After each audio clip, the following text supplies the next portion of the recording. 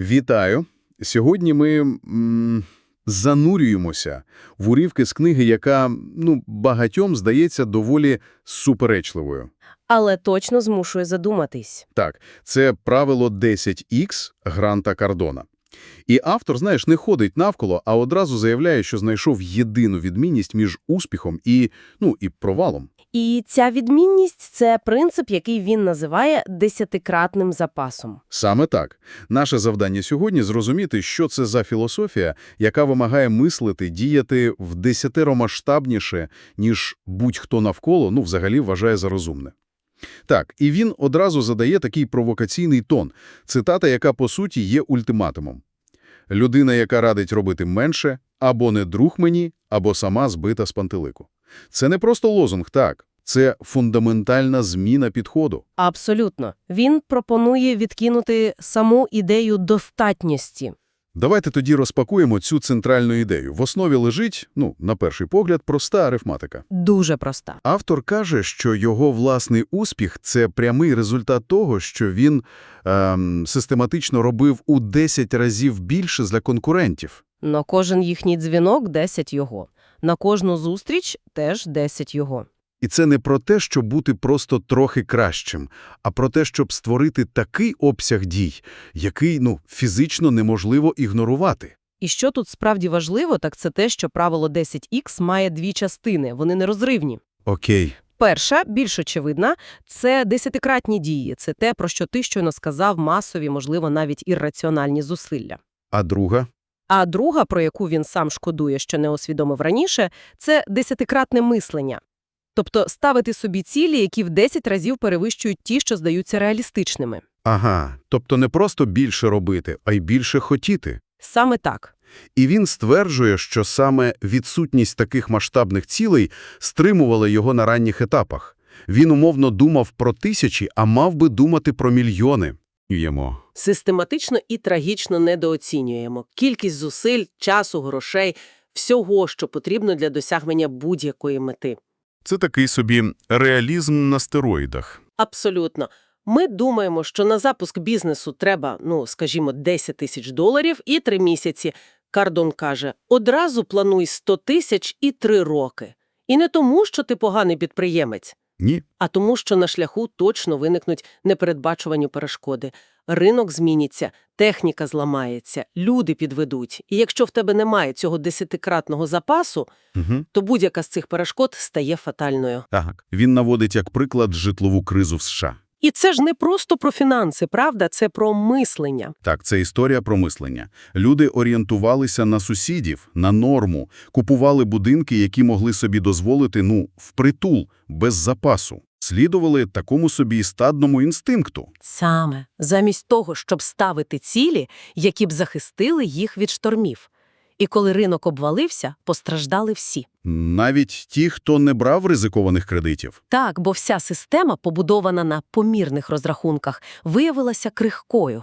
10-кратне мислення означало б створити такий капітал, щоб падіння ринку на 50% не було катастрофою. А може навіть новою можливістю. Саме так. І знаєш, що мені тут сподобалося?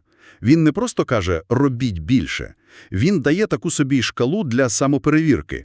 І коли я прочитав про 3-й рівень, стало трохи не по собі. Ага, його 4 ступені дії – це дуже корисна модель. Давай по них пройдемось. Перші 2 – це, по суті, провал. Перший – бездіяльність. Це коли люди просто здалися. І, що цікаво, він каже, що бездіяльність теж вимагає енергії. На виправдання. Так, на виправдання, на боротьбу з нудьгою, на пояснення, чому нічого не відбувається. Другий ступінь – відступ. Це ще цікавіше. Це ж не пасивність, а активний рух назад. Точно. Люди, які відступають, вигадують для цього складні раціоналізації. Наприклад, більшість шлюбів розпадаються, тому краще бути самому. Тобто страх невдачі замасковані під життєву мудрість. Абсолютно. Але ось ми підходимо до найцікавішого і, за Кардоном, найнебезпечнішого. 3-й ступінь. Помірні або середні дії. Так, рівень, який наше суспільство не просто толерує, а звеличує як норму. Це те, що створює так званий середній клас. Але ж помірні дії – це те, що нам радять усе життя. Ходи до школи, отримай диплом, стабільна робота з 9 до 5. А він каже, що вся ця соціальна модель – це пастка. Це дуже радикально, чи не так? Для багатьох це і є визначення успіху. Безперечно. І його аргумент в тому, що ця модель, можливо, колись працювала. Але сьогодні стабільність – це ілюзія. Тобто помірні дії створюють лише видимість безпеки. Так. Коли ти робиш достатньо, щоб триматися на плаву, в тебе немає жодного запасу на випадок кризи. Економічної, особистої, будь-якої. Ти стаєш першою жертвою скорочень. Він ставить дуже незручне питання – хто справді хоче бути середнім? Так, мати середній дохід, середнє здоров'я – це рецепт посередності, а не безпеки. І цьому всьому він протиставляє 4-й ступінь – масштабні дії. Масштабні дії. І тут важливо, що це не просто трохи більше зусиль. Це не працювати 9 годин замість 8. Ні, це абсолютно інший стан свідомості. Він порівнює це з запуском ракети. Потрібна неймовірна кількість палива, щоб просто відірватися від землі. Подолати гравітацію. Так, помірних зусиль не вистачить. Ракета спалить паливо і залишиться на місці. Так само і в бізнесі. Щоб тебе помітили, потрібен вибуховий старт. А не плавне прискорення. Головна проблема будь-якої нової ідеї, продукту, людини – це невідомість. Ніхто про тебе не знає.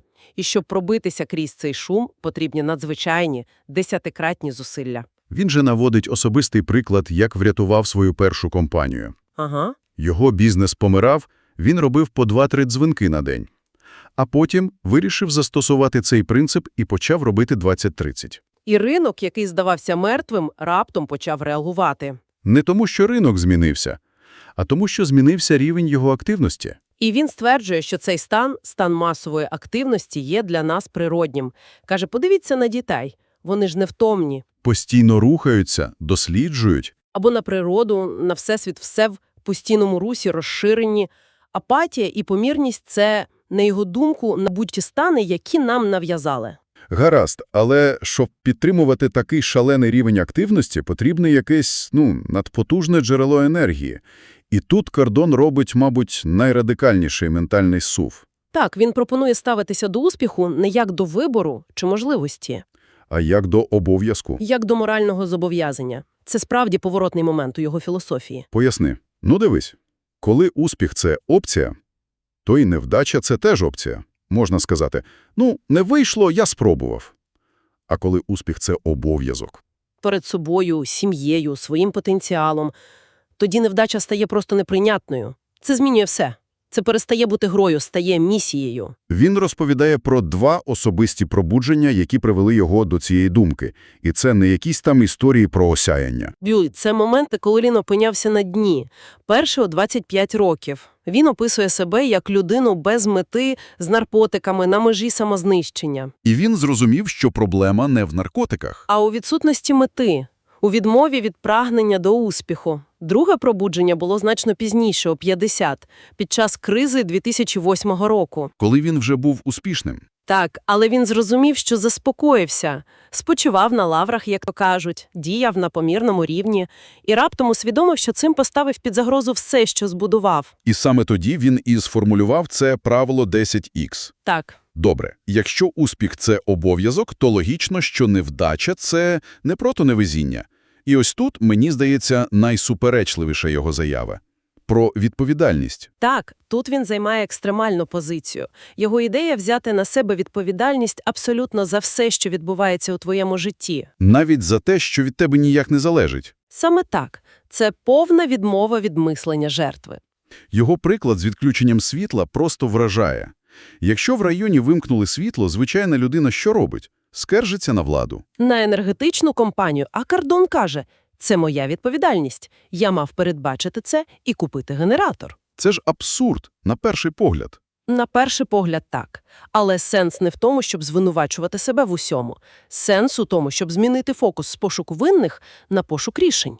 Тобто повернути собі контроль. Точно? Коли ти кажеш «це сталося зі мною», ти жертва, ти безсилий. А коли кажеш «це сталося, і я несу за це відповідальність», ти починаєш думати «гаразд, що я можу зробити, щоб цього більше не було?» Це перехід від пасивної позиції до проактивної. Ідея в тому, що успішні люди ніколи не бачать себе жертвами. Це дуже вимоглива філософія. Не залишає місця для виправдань. І ця логіка веде нас до ще однієї ідеї, яка, іде врозріз з усім, чого вчать у бізнес-школах. Ага, конкуренція для слабаків. Так, вони кажуть, аналізуй конкурентів, будь на 10% кращим. А він каже, що це не просто гучна фраза. Його думка така. Коли ти конкуруєш, ти за замовчуванням граєш за чужими правилами. Дивишся на інших і намагаєшся зробити трохи краще. Трохи дешевше, трохи швидше. І це обмежує твою творчість. Прирікає бути завжди другим номером. Твоя мета, на його думку, не конкурувати, а домінувати. Що саме він вкладає в поняття «домінувати»? Це звучить досить агресивно. Домінувати – це не знищити конкурентів. Це зробити їх нерелевантними. Створити щось настільки унікальне, щоб ти сам став ринком. Як Apple з iPhone? Класичний приклад. Вони не намагалися зробити телефон трохи кращим за Nokia. Вони створили абсолютно нову категорію продукту.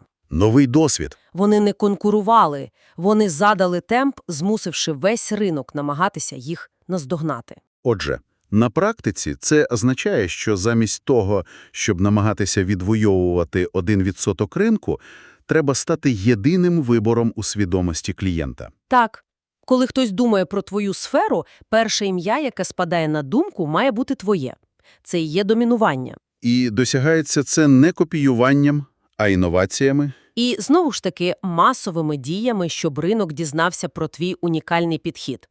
Твоя мета – щоб люди тебе не порівнювали з іншими. Бо ти у власній лізі. Саме так. Отже, якщо підсумувати, правило 10Х – це не просто набір технік. Це цілісна філософія. Так, яка вимагає тотального переосмислення всього. Відмови від норми та помірності. Прийняття успіху як етичного обов'язку. Взяття на себе 100% відповідальності і прагнення до повного домінування у своїй сфері. Через масивні, навіть на перший погляд, шалені дії. І тут, звісно, виникає важливе питання, яке залишається для роздумів.